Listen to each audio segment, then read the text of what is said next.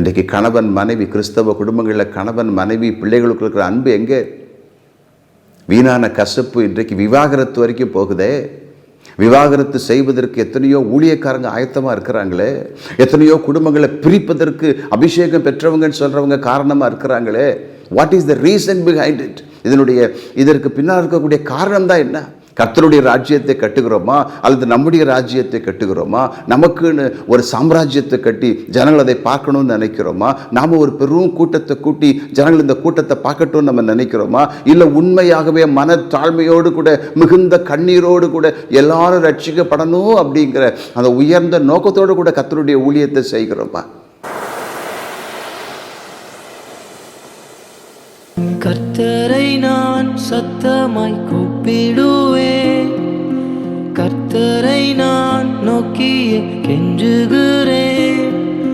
சஞ்சலங்கள் அவரிடம் ஊற்றுகிறேன்,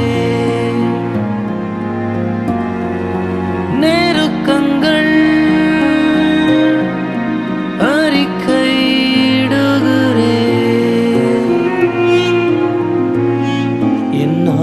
என்னில் தீயங்கும் போது என் பாதையை நீ அறிந்திருக்கின்றீர். நான் நடக்கின்ற ஆறுதல் சொல்வதற்கு என்ன வார்த்தைகள் அநேகம் உண்டு. இன்னைக்கு எல்லாம் உங்களை ஆறுதல் படுத்திக்கிட்டு இருக்கலாம். ஆனால் ஜீவனை கொடுக்கக்கூடிய தேவனுடைய உண்மை சத்தியம் இருக்கிறதே, அது மட்டும்தான் நம்ம உயிர்ப்பிக்கும். இடரல் அப்படிங்கிற வார்த்தையை குறித்து தான் தியானிக்க போகிறோம். நல்லா கவனிச்சுட்டே வாங்க. அப்போது கர்த்தருடைய பிள்ளைகளுக்கு, கர்த்தர் மேல் விசுவாசமாக இருக்கிறவர்களுக்கு, அவர் மேல் நம்பிக்கையாக இருக்கிறவர்களுக்கு இடரல் உண்டு பண்ணுகிற யாராக இருந்தாலும் சரிதான், அவர்களை இரட்சகராகி இயேசு கிறிஸ்து வெறுக்கிறார். பைபிள் ஸ்காலர்ஸ் என்ன சொல்கிறாங்கன்னா, இந்த ஆண்டவருக்கு பின்னால் வராத ஒருவன் ஆனால் ஆண்டவராக இயேசு கிறிஸ்துவின் நாமத்தை நிமித்தம் அற்புதங்களை செய்து அவருடைய சுவிசேஷத்தை பிரசங்கித்தானே, அவனை குறித்து சொல்லும் பொழுது ஒருவேளை அவன் அந்த பிசாசு பிடித்தவன், லேகியோர் பிசாசு பிடித்த மனுஷனாக இருக்கலாம் அப்படின்னு நினைக்கிறாங்க. ஏன் தெரியுமா? அவனை ஆண்டவர் தன் பின்னாலே வர சொல்லவில்லை, மாறாக தேவன் அவனுக்கு செய்த இரக்கத்தை குறித்து அவனை போய் ஜனங்களுக்கு அறிவிக்க சொன்னார். ஸோ அவனாக இருக்கலாம், அல்லது யாரோ ஒருவன் இரட்சகராக இயேசு கிறிஸ்துவனுடைய இரக்கத்தையும் கிருபையும் அன்பையும் அவர் மூலமாக விடுதலையும் பெற்றவன் அவருடைய நாமத்தினால் அற்புதங்களை செய்கிறார். சீஷர்கள், ஆண்டவரோடு கூட இருக்கிறவங்க அதை தடுக்க நினைக்கிறாங்க. ஆனால் ஆண்டவர் அதை தடுக்கிறார், அவர்களை கடிந்து கொள்கிறார். அப்படி செய்யாதீங்க அப்படின்னு சொல்கிறார். அப்படி சொல்லிட்டு முக்கியமான ஒரு காரியத்தை அவர் வெளிப்படுத்தும் பொழுது தான், நீங்கள் மற்றவங்களுக்கு, என்னை விசுவாசிக்கிற ஒருவருக்கும் நீங்கள் இடரலாக இருக்காதீங்க அப்படின்னு ஆண்டவர் சொல்கிறத பார்க்குறோம். என் அன்பு சகோதர சகோதரிகளே, அன்பு தேவனுடைய பிள்ளைகளே, அன்பு கர்த்தருடைய ஊழியக்காரரே, இந்த வார்த்தை நமக்கு உண்மையாகவே ஒரு பெரிய எச்சரிப்பாக இருக்கிறது. பாருங்க, நம்முடைய வாழ்க்கை நல்ல கவனிங்க. பொதுவாக கர்த்தருடைய ஊழியத்தை செய்கிறதான ஒரு கர்த்தருடைய ஊழியக்காரனுடைய வாழ்க்கை இருக்குது பாருங்கள், அது ரொம்ப ரொம்ப ரொம்ப ரொம்ப ஜாக்கிரதையாக இருக்கணும். ஏன் தெரியுமா? அந்த ஊழியக்காரன் மேல் அநேக விசுவாசிகள் தங்கள் கண்களை வைத்திருப்பாங்க. தேவனுடைய பிள்ளைகள் அந்த ஊழியக்காரருடைய நடை, உடை, அவருடைய பேச்சு, அவருடைய செயல், அவருடைய கிரியை, அவருடைய சுபாவம், அவருடைய குணம் எல்லாத்தையும் பார்த்துக்கிட்டு இருப்பாங்க. ஏன்னா அவங்க மூலமாகத்தானே அவங்க கர்த்தருடைய வார்த்தையை கேட்குறாங்க. ஒரு கர்த்தருடைய ஊழியக்காரன் மூலமாகத்தானே ஜனங்கள் இரட்சகராக இயேசு கிறிஸ்துவை குறித்து அறிந்து கொள்கிறாங்க. ஊழியக்காரருக்கு தேவன் அப்படிப்பட்ட ஒரு விசேஷமான அபிஷேகத்தை கொடுத்திருக்கிறாங்களே.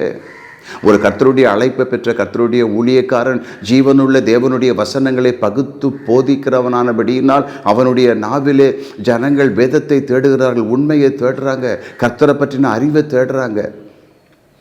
அதே ஊழியக்காரன், அதே கர்த்தருடைய வேலையை செய்கிற ஒரு மனிதனுடைய சுபாவம், அவனுடைய நடை, உடை, பாவனை எதுவாக இருக்கட்டுமே, அவருடைய வாழ்க்கை தரமாக இருக்கட்டுமே, அவருடைய பேச்சு எதுவாக இருக்கட்டுமே, அது மற்ற மனுஷரை கர்த்தரை விட்டு இடர பண்ணுமானால் நிச்சயமாகவே அதற்கு நாம் கணக்கு ஒப்புவிக்க வேண்டியது அவசியமாக இருக்கிறது. நம்முடைய தேசத்தில் குறிப்பாக ஏழைகள் அநேகர் வாழ்கிற கிராமங்கள் உண்டு. இந்த ஏழை விசுவாசிகள் இருக்காங்க பார்த்தீங்களா, எளிய மக்கள் இருக்காங்க பார்த்தீங்களா, அவங்க கர்த்தர் மேலே அவ்வளவு நம்பிக்கையாக இருக்கிறாங்க. அவங்க பணக்காரங்க கிடையாது, ஆனால் விசுவாசத்தில் பணக்காரங்களாக இருக்கிறாங்க, விசுவாசத்தில் ஐஸ்வர்யவான்களாக இருக்கிறாங்க. அப்படிப்பட்டவங்களை நம்முடைய ஆடை அலங்காரத்தினால், என்ன இதெல்லாம் பேசுகிறேன்னு நினைக்காதீங்க, எல்லாவற்றையும் தேவன் பார்த்து கொண்டிருக்கிறார். சரியா? எல்லாவற்றையும் ஆண்டவர் பார்த்து கொண்டிருக்கிறார். ஒரு ஏழையை இடற பண்ணுகிறவன், ஒருவேளை தான் ஒரு பெரிய பணக்காரனை போல காட்டிக்கொள்ளக்கூடியதான ஒரு தேவ ஊழியன் தன்னுடைய சுபாவத்தினால், தன்னுடைய அணுகுமுறையினால் ஒரு எளிய மனிதனை, ஒரு எளிய விசுவாசியை, ஒரு ஏழை விசுவாசியை இடற பண்ணினால் அது நிச்சயமாக பாவம். கவனிக்கிறீங்களா? அதனால தான் பவுல் சொன்னார், ரொம்ப அழகாக சொல்லியிருப்பார், யூதர்களுக்கு யூதர்களைப் போல இருக்கிறோம், கிரேக்கர்களுக்கு கிரேக்கர்களைப் போல இருக்கிறோம். அதனுடைய அர்த்தம் தான் என்ன? மற்றவர்கள் இடறி போவதற்கு நாம் ஒரு காரணமாக இருந்து விடக்கூடாது. சரியா? நிறைய கிறிஸ்தவர்கள், வாலிப பிள்ளைகள் குறிப்பாக, அவங்களுடைய அலங்காரங்கள் மற்றவங்களுக்கு இடரலை உண்டு பண்ணிடக்கூடாது. நம்முடைய பேச்சை ஜனங்கள் பார்க்குறாங்க, நம்முடைய உடையை ஜனங்கள் பார்க்குறாங்க, நம்முடைய சுபாவத்தை ஜனங்கள் பார்க்குறாங்க. குறிப்பாக பாஸ்டர்ஸுடைய பிள்ளைகள், கர்த்தருடைய ஊழியத்தை செய்கிற ஊழியக்காரருடைய பிள்ளைகள், நீங்கள் மேடையில் நிற்கும்போது, புல்பீட்டில் நின்று கர்த்தரை ஆராதிக்கும் பொழுது, ஜனங்கள் இடறி போவதற்கான எந்த விதமான காரியத்தையும் செய்யாதிருங்க. அவங்களுக்கு முன்பு இடரலை போடாதிருங்கள்.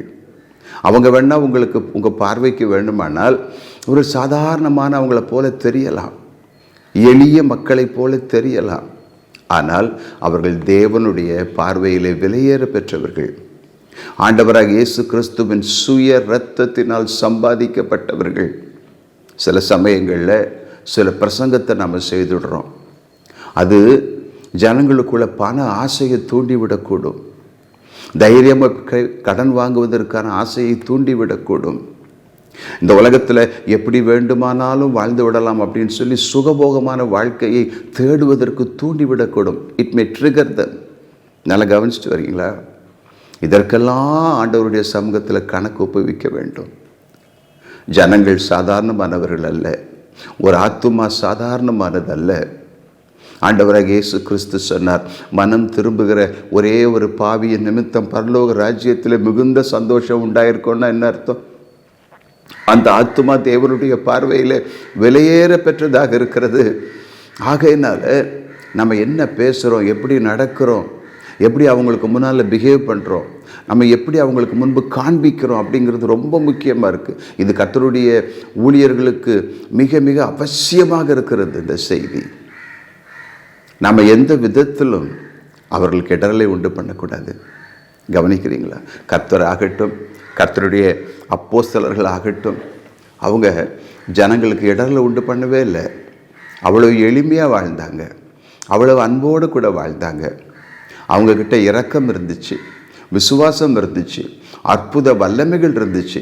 கர்த்தர் அவர்களோடு கூட இருந்தார். இன்றைக்கு நம்மோடு கூட இருக்கிற கர்த்தர் அவர்களோடு கூட இருந்தார். அவங்க சாட்சியுள்ள ஜீவியத்தினால ஜீவனுள்ள தேவனுடைய நாமத்தை மகிமைப்படுத்தினாங்க. கவனிக்கிறீங்களா? ஒன்றும் படாடோபமான ஆடைகளை அணிந்து கொள்ளலை. அவங்க ஜனங்களுக்குள்ள பண ஆசையை தூண்டி விடலை. மாறாக அவங்க என்ன பிரசங்கம் பண்ணாங்க? பண ஆசை எல்லா தீமைக்கும் வேறா இருக்குதுன்னு பிரசங்கம் பண்ணாங்க. ஒரு மனுஷன் பணத்தை கொண்டு வந்து கொடுத்து எனக்கு வரத்தை கொடுங்கன்னு சொன்னபோது, உன் பணம் உன்னோடு கூட நாசமாக போகட்டும்னு சொன்னாங்க.